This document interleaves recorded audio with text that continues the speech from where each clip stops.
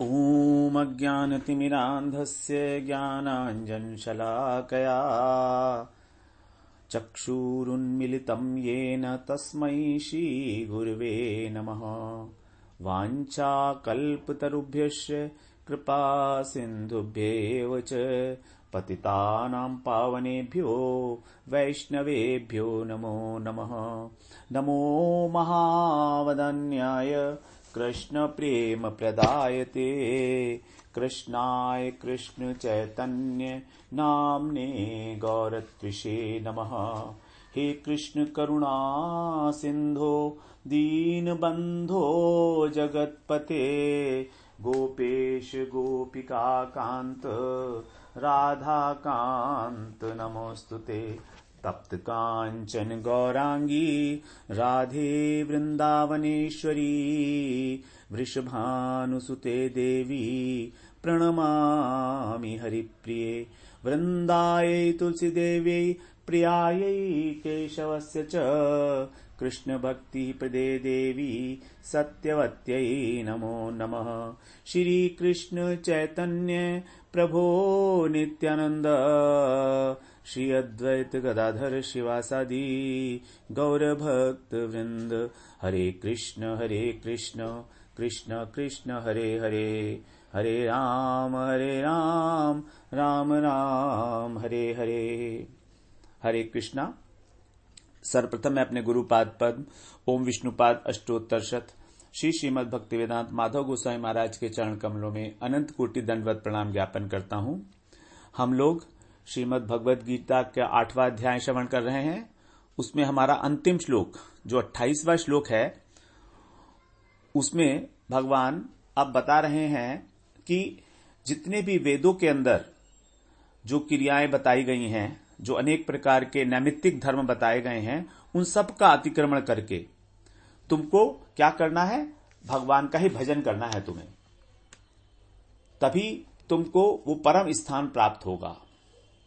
उन सब का अतिक्रमण करना अत्यंत आवश्यक है। 28वें श्लोक में बोला भगवान ने, वेदेषु यज्ञेषु तपःसु चैव दानेषु यत् पुण्य फलम् प्रदिष्टम् अत्येति तत्सर्वमिदं विदित्वा योगी परम स्थानमुपैति चाद्यम्। इदम विदित्वा, इदम विदित्वा का मतलब है इस 8वें अध्याय में जो भगवान ने वर्णन किया है उसको जानकर। और वर्णन क्या किया है कि गति कितनी प्रकार की होती है, कृष्ण गति, शुक्ल गति, फिर क्रम मुक्ति, सद्यो मुक्ति, इस प्रकार। तो अगर हम लोग वेदों के अंदर जो लिखा हुआ है वैदिक कर्म कर रहे हैं किसी इच्छा को पूरी करने के लिए, तो हमें इस जगत में पूरा वापस आना पड़ेगा। आब्रह्म भुवना लोका पुनरावर्तिनो अर्जुन। ब्रह्मलोक तक जितने भी प्राणी हैं उन सबको लौटकर इस संसार में ही आना है, किसी की भी मुक्ति नहीं होगी। लेकिन जो इन सारे कामनाओं को छोड़कर, वेदों के अंदर जो कहा है, तो उनको छोड़कर जो भगवान का भजन करता है, शुद्ध भक्ति करता है, उसी को परम पद की प्राप्ति होती है। वेदेषु यज्ञेषु तपःसु चैवे, यानी वेदों में जो यज्ञ, तप, दान इत्यादि जो कहा गया है, उनका जो पुण्य फल है उसको छोड़कर, अत्येति माने उसका अतिक्रमण करके, उससे ऊपर उठकर जब ये जान जाता है वो किसका अतिक्रमण करना है, तब उसको उस योगी को फिर परम स्थान की प्राप्ति होती है। तो योगी तो वो है, लेकिन अभी वो सकाम योगी है, उसकी इच्छाएं हैं, पुण्य फल भोगना चाह रहा है। इसलिए भगवान ने यहां पर उनका निषेध किया कि उन सब जितने भी नैमित्तिक धर्म हैं बताए गए हैं वेदों में, उन सबको हमें ऊपर उठना होगा उनसे। अत्येति, यह अत्येति शब्द बड़ा महत्वपूर्ण है। 14वें अध्याय में भगवान ने इसको इस्तेमाल किया अतीत्य, अर्थात जो गुणों से अतीत हो जाता है, तो उसी को यहां पर कह रहे हैं अत्येति, अतिक्रमण करना। क्योंकि जब तक हम प्रकृति के 3 गुणों में ही घूम रहे हैं, जब तक इनका अतिक्रमण नहीं होगा तब तक भगवत प्राप्ति नहीं हो सकती। क्योंकि भगवान है निर्गुण और प्रकृति है त्रिगुणात्मक। तो इन तीनों गुणों का तामसिक, राजसिक और सात्विक तीनों गुणों का अतिक्रमण करना होगा। जो ब्रह्म ज्ञान है वो भी सात्विक है, तो ब्रह्म ज्ञान का भी अतिक्रमण करना होगा। ब्रह्म ज्ञान से ईश्वर प्राप्ति नहीं होगी, क्योंकि वो तो सात्विक है। सत्वात् संजायते ज्ञानम। तो जो इस बात को समझ लेता है 8वें अध्याय को, वो योगी जो है क्या करता है, नश्वर पदार्थ, नश्वर फल जो हैं उनको अपने आप छोड़ देता है, क्योंकि उसके समझ में आ जाता है।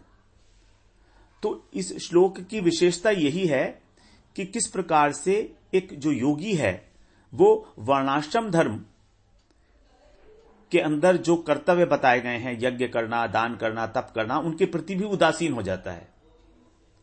अब इसका यह अर्थ नहीं है कि वो जानबूझकर उन्हें छोड़ देता है, क्योंकि वेद हमारी सनातन परंपरा के मूल आधार हैं, हमारी पहचान है वेद, और वेदों से ही हमको सारा ज्ञान मिलता है। वेद शब्द की जो व्युत्पत्ति है उसमें बताया है वेदैति ब्रह्मम धर्मम च, अर्थात जो हमें ब्रह्म का और धर्म का ज्ञान कराते हैं, जनाते हैं। वेदैति ब्रह्मम धर्मम च, तो वेद हमें बताएंगे कि भगवान कौन है, और वेद ही हमें बताएंगे कि धर्म क्या है हमारा।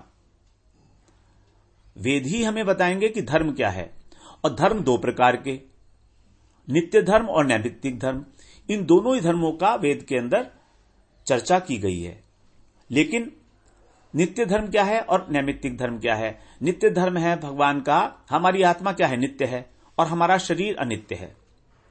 तो जो नित्य आत्मा है उसका जो धर्म होगा वो होगा नित्य धर्म, और हमारा जो शरीर है नश्वर है, शरीर हमारा नश्वर है, तो शरीर के निमित्त से जो धर्म कहा गया है वो है नैमित्तिक धर्म। नित्य धर्म और नैमित्तिक धर्म। नित्य धर्म होगा नित्य वस्तु का, और नित्य वस्तु है आत्मा, तो आत्मा का धर्म होगा नित्य धर्म, और आत्मा नित्य वस्तु है, उसका नित्य धर्म क्या है? उसका नित्य धर्म है सेवा, अंशी की सेवा, भगवान की सेवा, मतलब भगवान की भक्ति। तो नित्य धर्म होता है भक्ति, और जो नैमित्तिक धर्म होगा वो किसी निमित्त के कारण होता है। नैमित्तिक धर्म वास्तविक धर्म नहीं होता, उसका कारण है कि कोई निमित्त पैदा हो गया। अब जब आत्मा को ये शरीर मिला तो ये शरीर निमित्त मात्र है। अब इस निमित्त के लिए भी कोई धर्म बताना पड़ेगा, क्योंकि आत्मा इस शरीर में रह रही है और इस शरीर को मेंटेन करना है। तो उसके लिए क्या करा? उसके लिए नैमित्तिक धर्म की व्यवस्था की गई, और ये नैमित्तिक धर्म ही है वर्णाश्रम धर्म। 4 प्रकार के वर्ण, 4 प्रकार के आश्रम, उनके अनुरूप जो भी कर्तव्य कर्म वेदों ने निर्धारित किए हैं वही है नैमित्तिक धर्म। और यज्ञ, दान, तप, व्रत, तीर्थ, ये सब इसी के अंदर आ जाते हैं, क्योंकि ये सब इस शरीर से संबंधित होते हैं। आत्मा का तो कोई वर्ण नहीं है, आत्मा को तो कोई आश्रम भी नहीं है। आत्मा न तो ब्राह्मण है, आत्मा न क्षत्रिय है, न वैश्य है, न शूद्र है।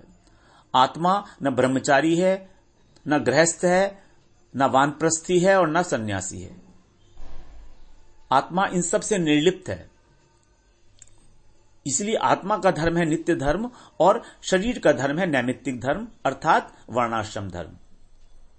तो इन्हीं धर्मों को छोड़ने के लिए यहां पर कहा गया है। वेदों में वर्णित जो यज्ञ का, तप का, व्रत का, दान का जो भी फल कहा गया है, यत फल प्रदिष्टम, उसको क्या करना? अत्येति, उसका अतिक्रमण कर जाना है। अतिक्रमण करने के लिए क्या करना है? अपने नित्य धर्म में स्थापित होना है। जो साधक भक्ति के अंदर एस्टैब्लिश हो गया है उसको वर्णाश्रम धर्म पालन करने की कोई आवश्यकता नहीं होती। वो करता है तो केवल लोक संग्रह के लिए, शरीर निर्वाह के लिए, उसका कर्तव्य नहीं है। लेकिन जो भक्ति नहीं कर रहा है, जो आत्मधर्म में प्रतिष्ठित होने का प्रयास नहीं कर रहा है, वो अगर नैमित्तिक धर्म को छोड़ देगा तो उसको पाप लगेगा, उसमें वेदों की अवज्ञा मानी जाएगी। तो वेद, तो इसीलिए भगवान ने दूसरे अध्याय के 45वें श्लोक में कहा था अर्जुन को, त्रिगुणिया विषया वेदा निश्चय गुण्यो भवार्जुन। यही बात कही थी, बिल्कुल वही। त्रिगुणिया विषया वेदा, वेदों के अंदर तीनों गुणों का विस्तृत रूप से वर्णन किया गया है। एक्चुअली वेद में प्रमुखता से और बाह्य रूप से जो देखा जाता है वो वर्णन किया गया है कर्म का और ज्ञान का। भक्ति का वर्णन बहुत कम किया गया है। जैसे 1,00,000 श्रुतियों 1,00,000 जो बताई गई हैं ऋचाएं वेदों की, उसमें से 80,000 ऋचाएं कर्म कांड की हैं, 16,000 ज्ञान की हैं और 4,000 भक्ति की हैं, और वो भी स्पष्ट नहीं है, 4,000। तो प्रधानतः ज्ञान का ही और कर्म का ही प्रधानतः कहा गया। तो इसीलिए वेदों को त्रिगुणीय कहा, जबकि वेद निर्गुण भी हैं, लेकिन त्रिगुण की अधिकता होने के कारण। कर्म राजसिक होता है। 14वें अध्याय में भगवान ने बताया है रजः कर्मणि भारत, रज से उत्पन्न, सत्वम सुखे संजयति रजः कर्मणि भारत। सत्व गुण से सुख पैदा होता है और रजोगुण से कर्म पैदा होता है। और ज्ञान सत्वात संजायति ज्ञानम, तो ज्ञान सत्वगुण से पैदा होता है, सुख भी होता है और ज्ञान भी होता है, दोनों चीजें होती हैं। तो इस प्रकार से कर्म और ज्ञान ये दोनों त्रिगुणात्मक हो गए, एक रजोगुण से उत्पन्न है और एक सत्वगुण से उत्पन्न है। अब जब तक साधक मनुष्य इस त्रिगुणात्मक जगत के अंदर उन्हीं के कार्यों में लगा हुआ है, तब तक वो कैसे भगवान को प्राप्त करेगा, परम स्थान को कैसे प्राप्त करेगा? वो योगी कभी भी परमात्मा तत्व को, वैकुंठ को प्राप्त नहीं कर सकता, क्योंकि वैकुंठ जो है वो परमात्मा भगवान जो है वो त्रिगुणातीत हैं, तीनों गुणों से अतीत हैं। यही है इस श्लोक की स्पेशलिटी जो भगवान ने वहां पर कहा 18वें अध्याय के 66वें श्लोक में, सर्वधर्मान परित्यज्य। वहां पर जो धर्मान है वो बहुवचन है। शरीर के धर्म अनेक अनेक प्रकार के हैं, लेकिन आत्मा का एक ही धर्म है, वो एक वचन में होगा। तो जहां पर भी बहुत सारे धर्मों की बात की जाती है तो हमें समझना है कि वो धर्म नैमित्तिक धर्म है, वर्णाश्रम धर्म है, और जो एक धर्म की बात की जा रही है वो है भक्ति। तो सर्वधर्मान परित्यज्य, जितने भी धर्म हैं उन सबको छोड़ दे। माम एकम शरणम ब्रज, ये तेरा नित्य धर्म है। माम एकम शरणम ब्रज, मेरी शरण में आके मेरा भजन करना। अब अगर तुझे लगता है कि तूने इतने सारे धर्मों को छोड़ दिया, शारीरिक धर्मों को, वर्णाश्रम धर्म को, तो तुझे पाप लगेगा। तो भगवान लास्ट में कह रहे हैं मोक्षेष्यामि मा शुचः, मैं तुझे उनसे मुक्त कर दूंगा। मोक्षेष्यामि सर्व पापेभ्यो, सारे पापों से मैं तुझे मुक्त करूंगा। मा शुचः, शोक मत कर, सोच मत, चिंता मत कर। उसी प्रकार से यहां पर अब भगवान आज्ञा दे रहे हैं उसको, अर्जुन को, कि अत्येति तत्सर्वम इदम विदित्वा, अत्येति उनका अतिक्रमण कर जाओ।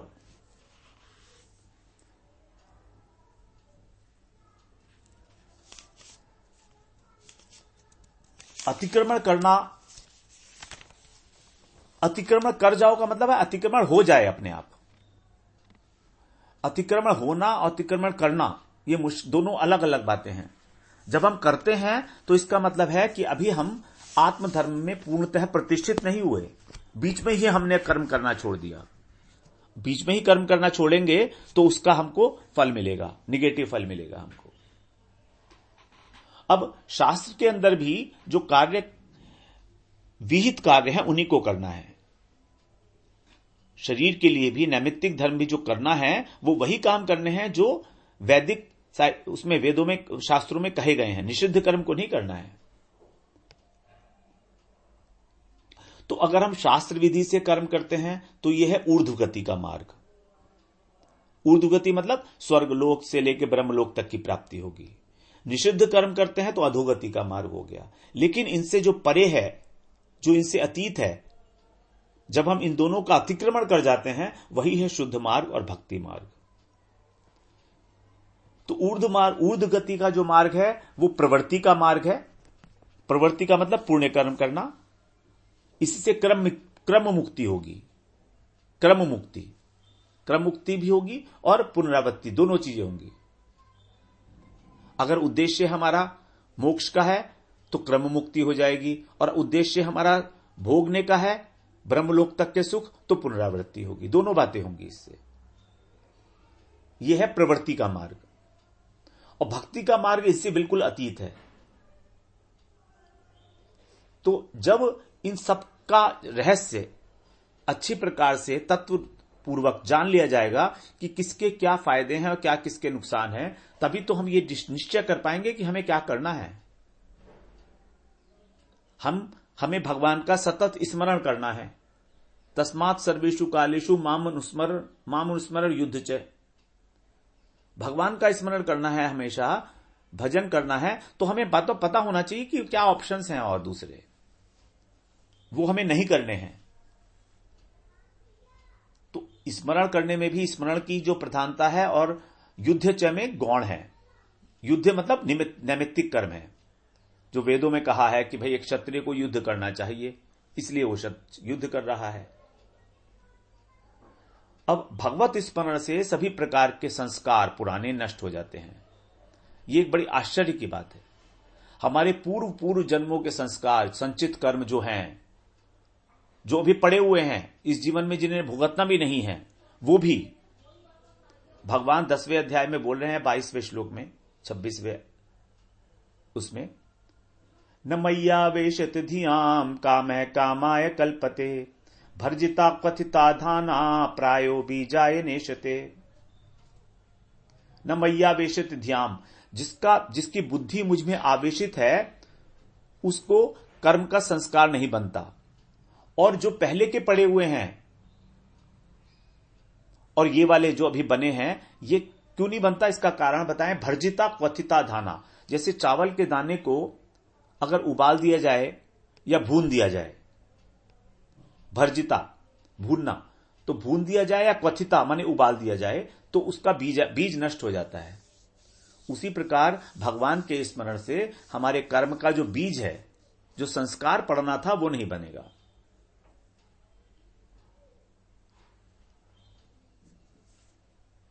भुने हुए और पकाए हुए अन्न के बीज की तरह अंकुर पैदा नहीं होगा। कृष्णाष्टक, श्री कृष्णाष्टक में रूप गोस्वामी ने भी यही बात बताई है कि केवल भक्ति के द्वारा ही, केवल नाम के उच्चारण के द्वारा ही हमारे जो प्रारब्ध कर्म है वो भी नष्ट हो जाते हैं। प्रारब्ध कर्म जो कि ज्ञान से और योग से भी नहीं होते। अपैति नामे स्फुरणेन तत्ते प्रारब्ध कर्मेति विरौति वेद। वेद लोग इस बात का गायन करते हैं, वेदों में इस बात का गायन किया हुआ है कि प्रारब्ध कर्मेति, प्रारब्ध कर्म भी नष्ट हो जाते हैं। यद ब्रह्म साक्षात कृतिनिष्ठयापि विनाश मायाति विना न भोगई अपैति नामय स्फुरणेन तत्ते प्रारब्ध कर्मेति विरौति वेद। प्रारब्ध जो हैं वो ज्ञानियों के भी नष्ट नहीं होते बिना भोगे। तो यहां पर भगवान ने जो रहस्य बताया है वो यही है कि सारे कर्म पुनरावृत्ति कराने वाले हैं, इसलिए हमको इन सब फलों का अतिक्रमण करके ऊपर उठ रहा है।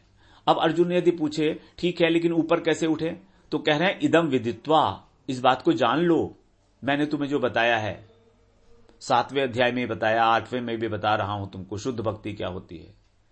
इनको जानने मात्र से तुम ऊपर उठ जाओगे, फंसोगे नहीं तुम।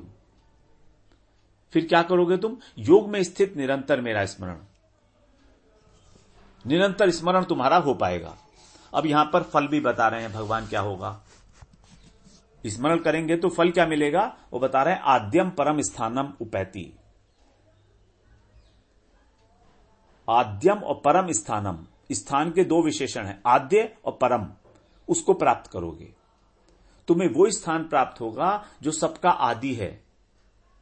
आदि का मतलब सबका स्टार्टिंग, मूल, और जो सर्वश्रेष्ठ स्थान है।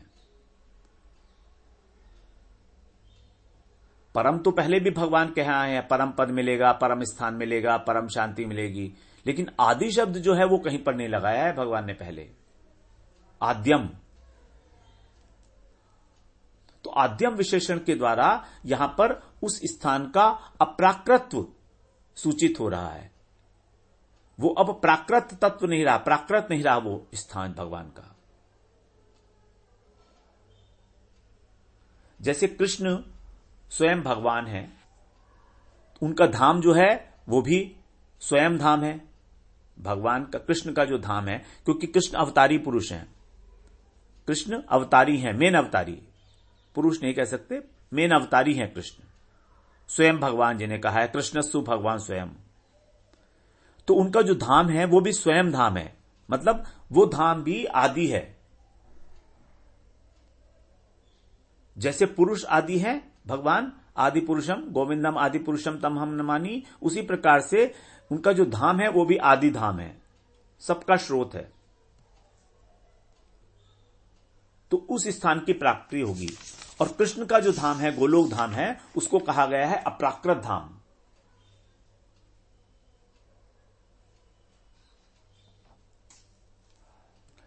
अब श्रीमद् भगवद गीता में जो 8वां अध्याय है, इसकी विशेषताएं हैं।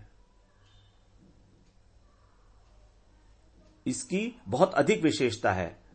श्रीपाद रामानुजाचार्य जी कह रहे हैं कि चारों वेदों के अध्ययन का, अभ्यास का, यज्ञ का, दान का, तप का, जो समस्त पुण्य कर्म है, जो फल बताया गया है, उन सबको मनुष्य इन 2 अध्यायों में, 7वें और 8वें अध्यायों में जो भगवान की महिमा का वर्णन किया है, उसको यदि समझ ले तो वो उन फलों को लांघ जाता है, उनका अतिक्रमण कर जाता है।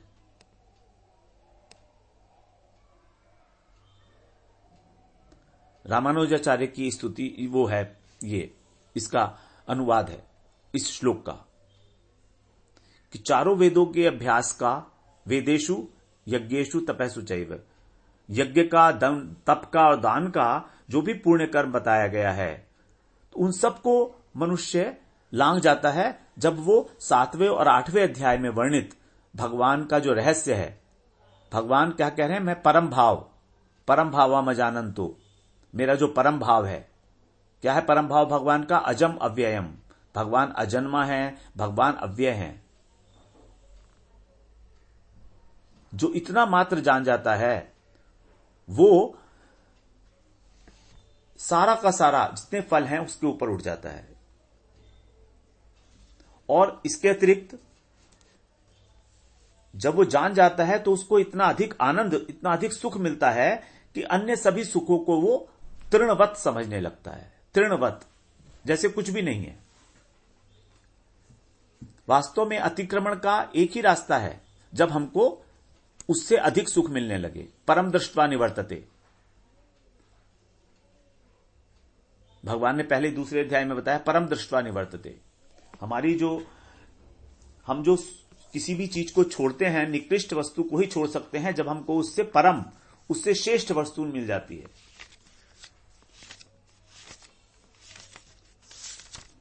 बिना श्रेष्ठ वस्तु मिले हम लोगों का छोड़ना बहुत मुश्किल है। कुछ भी नीचे की कोई वस्तु, हम उसको पकड़े रहेंगे। 59वां श्लोक है, 59वां श्लोक दूसरे अध्याय का, रसवर्जम रसोप्यस्य परम दृष्ट्वा निवर्तते। स्थित प्रज्ञ पुरुष के संबंध में बताया है कि भगवान का साक्षात करके उसका सब प्रकार से उसकी निवृत्ति हो जाती है, रसों से, जड़ रसों से, जड़ आनंद से। तो इन अध्यायों में जो जानकारी दी गई है उसका सुख ही अलग है।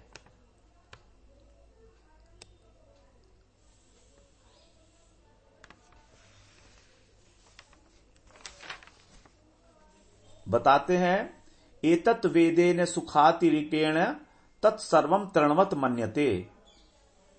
सुख अतिरेकेण, सुख की अतिशयता होने के कारण, सर्वम तृणवत मन्यते, जितने भी सुख हैं वो सब तृणवत हो जाते हैं।